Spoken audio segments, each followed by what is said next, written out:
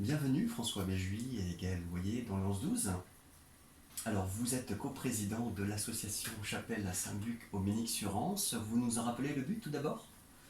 Alors la chapelle Saint-Buc, d'abord, est un édifice qui a été érigé en 1631 et qui est classé à l'inventaire supplémentaire des monuments historiques. C'est un des trois monuments historiques du Ménic.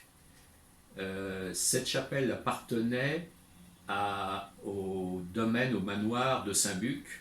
Et quand il y a eu la création de la départementale qui relie le Ménic à Langrelais, ça a été séparé et c'est tombé dans l'escarcelle un peu plus tard de la mairie du Ménic. La mairie du Ménic nous a confié il y a 34 ans la gestion entre guillemets de la chapelle et nous organisons des messes, des expositions, des concerts pour animer et conserver cette chapelle, car cette chapelle, il faut également la conserver sur le plan ne serait-ce que de son bâti, de son toit, etc., etc. Il y avait des travaux à faire initialement? Alors, beaucoup tout à fait. Quand l'association a repris la chapelle en 1988, 9, il y a eu des travaux importants qui ont été faits, et ces travaux ont été faits grâce à des fondations qui ont financé ces travaux. C'était essentiellement des travaux de maçonnerie, de peinture du retable, etc., etc. Et cette année, nous arrivons 30 ans après, ou plus de 30 ans après, il va falloir qu'on repasse sur des travaux d'une certaine importance pour, je dirais, rafraîchir ce qui a été fait il y a 34 ans. Alors on a déjà commencé en changeant l'éclairage intérieur, ce qui a été fait cet hiver, qui a été entièrement financé par l'association. Et ça a été, d'ailleurs, nos visiteurs regardent cette chapelle avec un œil nouveau. Ça continuera dans les mois ou les 1 ou 2 années suivantes par les peintures, la porte d'entrée, etc. Et nous cherchons des financements. Nous avons déjà une offre, plutôt une proposition de plus de 15 000 euros, ce qui est très bien. Et il faudrait qu'on arrive à doubler ce montant pour que notre chapelle, bien aimée, perdure dans les années qui viennent. Donc un appel aux personnes qui souhaiteraient soutenir. Eh bien, elles seront les bienvenues, non seulement physiquement, mais avec une petite attention pour nous. Mais combien d'adhérents avez-vous actuellement à jour de leur cotisation, je vais dire comme ça? Alors aujourd'hui, ce soir, ou hier soir, on en avait 148, ce qui est très bon signe, puisque l'an dernier, nous avons terminé l'année à 150, ce qui veut dire que nous allons probablement, si on en a 148 en ce moment, terminer l'année à 170, ce qui est une très bonne chose, ce qui nous amène à doubler le nombre de nos adhérents par rapport à il y a 3 ans. Quel est le montant de l'adhésion, de la cotisation actuellement? 35 euros pour un couple et 25 euros pour un individuel. Et je signale que comme cette association est à but non lucratif, nous émettons des reçus fiscaux, ce qui veut dire que ça coûte, pour ceux qui payent des impôts, seulement un tiers de montant indiqué. Bon, 35 euros, ça fait environ 10 euros, et 25 euros, ça doit faire 8 euros. D'accord. Voilà. Alors on va parler effectivement du vaste programme avec vous, Gaël Voyer, puisque effectivement ça a commencé. Hors micro, on parlait de votre conférence François Béjuy donc la semaine passée. Vous êtes intervenu sur le thème Guillaume et William, les premiers anglo-normands. Il y aurait beaucoup à dire. D'ailleurs, je ne sais pas, est-ce que vous publiez des annales, l'association? Pour les personnes qui n'étaient pas là, il y avait 50 personnes, me disiez-vous tout à l'heure. Est-ce qu'il y a des traces de cela, ou vous envoyez en PDF éventuellement aux personnes qui souhaitent en savoir davantage, ou est-ce qu'il va en venir une année prochaine pour... Alors, vous avez de très bonnes questions. Nous sommes très heureux d'y répondre précisément. Nous avons un site internet qui indique déjà un certain nombre de choses, qui est accessible aux adhérents et aux non-adhérents. Soit dit en passant qu'on a une liste de ce qu'on appelle nos contacts de 500 personnes, 500 adresses, pardon, et nous avons aussi des newsletters que nous publions 4 ou 5 fois par an qui indiquent un petit peu ce que vous évoquez. Et justement, c'est un effort plus grand que nous allons faire. Nous avons commencé cette année au niveau de la communication, soit au niveau du site internet, peut-être le moderniser. On a eu des contacts extrêmement fructueux avec la mairie du Munich-sur-Rance, qui nous maintenant répertorie sur son site, et ça va continuer. Et puis on voudrait également avoir d'autres voies à travers, par exemple, la presse, et puis Radio Parole de Vie qui nous accueille, on vous remercie. Absolument. On est ouvert à toute possibilité de communication. Alors c'est vrai que je disais, le programme d'été a déjà commencé, François Béjus et Gaël Loyer, puisque j'évoquais la conférence que vous avez donnée, François Béjus, la semaine passée, mais il y a aussi une exposition qui se déroule jusqu'à ce vendredi. Voilà, alors en fait, le programme de l'été, pour les expositions, se divise en quatre par quinzaine. Du 1er au 15 juillet, Émeric de Saint-Laurent a une très très belle exposition. Nous aurons après du 16 au 31 juillet Laure d'Arguignon qui va donc faire son exposition dès la semaine prochaine. Du 1er au 15 août, Loïc Moisan, et du 16 au 31 août, Benoît Ouverture. Voilà, alors ça c'est pour les 4 expositions de l'été. Nous aurons également sur les journées du patrimoine, du 17 et 18 septembre, des expositions. Mais alors cette année, c'est une innovation de la part de l'association. Nous avons appelé ça nos adhérents du talent. Et là, on lance un appel à toutes les bonnes âmes, enfin plutôt tous les artistes, pour venir éventuellement nous déposer 2 tableaux ou 2 œuvres que l'on exposera, qui ne sont bien évidemment pas à la vente et qui nous permettront de découvrir de nouveaux talents, des adhérents. Voilà.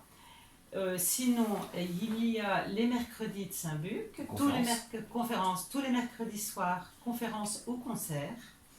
Alors là, effectivement, la première conférence avec François a démarré la semaine dernière.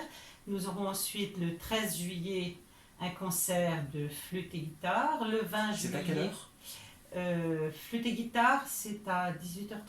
Non, 20h30. Excusez-moi, 20h30 pour la flûte et guitare. Voilà. C'est dans la chapelle, pour celui-là. Et puis, sinon, le 20 juillet, donc, les conférences des eaux miraculeuses de Bretagne. Vous voulez que je vous donne les horaires? Toujours 20h30. Hein. On les rappellera. On les rappellera. Au moins les thématiques. Hein. Voilà, le 27 juillet, une conférence sur la saga des Vikings.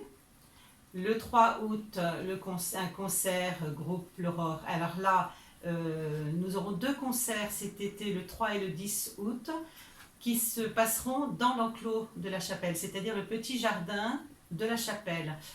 On installe, la mairie nous aide pour installer une estrade. Et les concerts se passent en extérieur, ce qui est très sympathique et convivial et agréable. Donc voilà, pour ces 2 concerts du 3 et aussi qui sera là. 10 août. Le 10 août, nous aurons Myrdine, effectivement. Le barde. Voilà, qui est déjà venu à la chapelle et qui a eu un succès énorme. Donc ça, c'est quand même vraiment des très beaux concerts.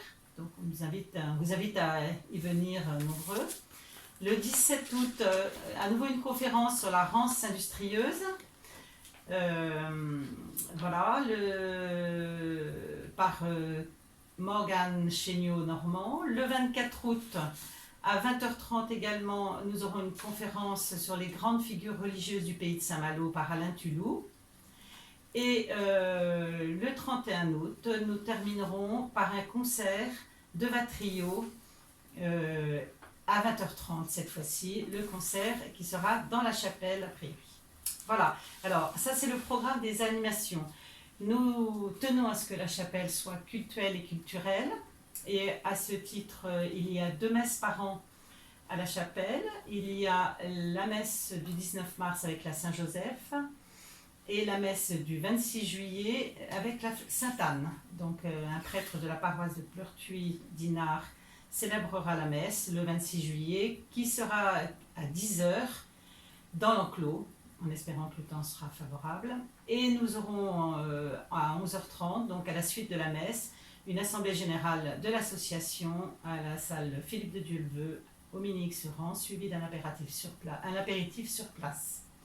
Voilà, j'ai fait le tour des animations. Bravo Gaël. Je ne sais pas si c'est bravo. Oui, sortie patrimoine. Alors, la sortie patrimoine, effectivement, merci, du 4 août, que nous réservons principalement à nos adhérents, mais pas que. Nous avons des non-adhérents également. Cette année, nous allons visiter 3 malouinières. Nous allons commencer par la malouinière des Trochandières, qui se trouve sur Saint-Jean-des-Guérets. Puis, nous irons au Grand Frottu, qui est situé sur Saint-Malo, mais qui est dans le même coin. Et nous terminerons par la malouinière de Rivasselou, qui est à Saint-Malo, à Paramé exactement. Donc voilà, c'est 3 malouinières privées qui nous ouvrent très gentiment leurs portes et nous les en remercions. Donc voilà le... Donc exposition, conférence, voilà. concert, sortie patrimoine. Sortie patrimoine. Et vous prolongez ces les journées du avec les patrimoine. journées européennes oui, du patrimoine. Sachant que, je ne vous en ai pas parlé, mais nous avons eu également cette année une petite nouveauté. Nous avons ouvert 3 demi-journées à Pâques, au moment du week-end de Pâques. Ce qui a permis aux vacanciers et autres de prendre le temps de venir découvrir la chapelle. On se gare facilement près de la chapelle Saint-Buc? Oui. Bon, on y arrive. On y arrive. La chapelle Saint-Buc est au carrefour de la départementale qui va donc du Minic à la Grelais et une route qui arrive du haut de la campagne. Donc là, on peut se garer le long de la route. Écoutez, par exemple, le concert de Myrdine est venu gentiment l'an dernier. Je crois qu'avec Myrdine, on a eu 130 personnes. Ça a été le summum. Les voitures se garaient le long de la route et dans le village, dans le hameau qui est de Saint-Buc d'ailleurs. Non, c'est serré, mais les gens peuvent se garer d'une façon sûre. Voilà. Enfin, nous avons quand même plus de 2000 personnes l'année dernière à être passées à la chapelle, que ce soit pour les conférences, les concerts ou autres. Voilà, on a quand même un passage intéressant. Voilà. Ça fait un vaste programme donc, pour cet été. Oui, alors, je reviens sur la chapelle Saint-Buc. Beaucoup de gens ne savent pas où est la chapelle Saint-Buc. D'abord, ils ne savent pas qui est Saint-Buc, alors qu'on les rassure, nous non plus. Nous, on a fait des recettes, plutôt des recherches sur Saint-Buc. Pour nous, pour l'instant, on n'a pas réussi à le trouver, bien qu'il y ait une statue de Saint-Buc à la Vallée des Saints, à Carhaix. Vous savez, dans les 150 statues, il y a un Saint-Buc. Bon, en dehors de ça, on n'a pas réussi à tracer Saint-Buc. Bon, bref, la chapelle s'appelle la chapelle Sainte-Anne à Saint-Buc. Ça, c'est un point. Second point, cette chapelle est sur un parcours le long de la Rance, elle est près de la Rance, et donc, récemment, on a appris qu'au niveau de l'évêché d'Ille-et-Vilaine, ils avaient publié un parcours qui va de la cathédrale de Rennes à la cathédrale de Saint-Malo, et ce parcours passe par Saint-Buc. Alors on est très honorés, et voilà, donc c'est très facile à trouver. Voilà, et puis le Minic, assurance, c'est un joli petit port de pêche. Il vaut le coup quand même d'aller faire un petit tour, étant donné que le Minic-Sorance est une des seules communes dans la région à avoir 3 monuments historiques, dont la chapelle, effectivement, la cale sèche et le manoir du Hou, je crois. Hein, voilà. Ça. Alors, donc c'est toujours. Nos visiteurs pour la chapelle, c'est pas seulement pour les expositions, les concerts, etc. Mais la chapelle en elle-même a un grand intérêt. Alors, nos visiteurs peuvent en prendre connaissance, et on a des petits flyers avec une description de la chapelle à leur remettre, et en particulier, ils pourront voir à l'intérieur de la chapelle des vitraux qui ont besoin d'être un petit peu restaurés, mais des vitraux d'un grand intérêt. Ils peuvent voir le retable, etc., etc. Donc la chapelle est ouverte du 1er juillet au 31 août, sauf le lundi, de 15h à 19h. Voilà, en dehors des conférences, etc. Très bien. Vous conseillez d'arriver un petit peu plus tôt avant les concerts? Oui, tout à fait. Une place, toujours, ouais. oui, Ouais. toujours. Alors les conférences c'est à 20h30, c'est bien d'arriver vers 20h15. Les concerts, c'est mieux d'arriver vers 20h. Il n'y a pas de réservation à faire. Et la participation voilà, est libre, participation donc est libre. nos spectateurs donnent ce qu'ils souhaitent quand on passe le chapeau.